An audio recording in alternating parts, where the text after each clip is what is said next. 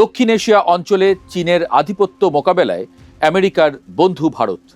বাংলাদেশে ঘাঁটি গাড়া গেলে চীনের সাথে সাথে দক্ষিণ এবং দক্ষিণ পূর্ব এশিয়ায় মার্কিন আধিপত্য নিশ্চিত হবে। আমেরিকা চায় বাংলাদেশে এমন একটি সরকার ক্ষমতায় আসুক যারা আমেরিকার কথা শুনবে।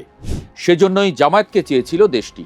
ক্ষমতায় যাওয়া এবং ক্ষমতায় টিকে থাকার স্বার্থে পশ্চিমা দুনিয়ার যে কোনো কথা শুনতেই প্রস্তুত ছিল জামায়াত।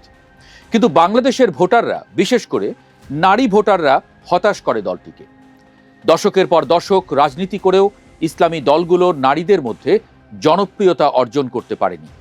নারীর ক্ষমতায়ন প্রশ্নেই এই দলগুলোর সাথে অন্যদের মতবিরোধ তৈরি হয়। খামেনির ইরানকেও কিছুদিন আগেই এই পরিস্থিতি মোকাবেলা করতে হয়েছে।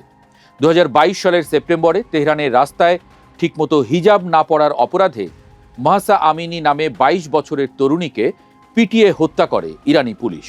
এর প্রতিবাদে স্কুল কলেজের ছাত্রীরা সহ লাখ লাখ তরুণ তরুণী রাস্তায় নেমে আসে।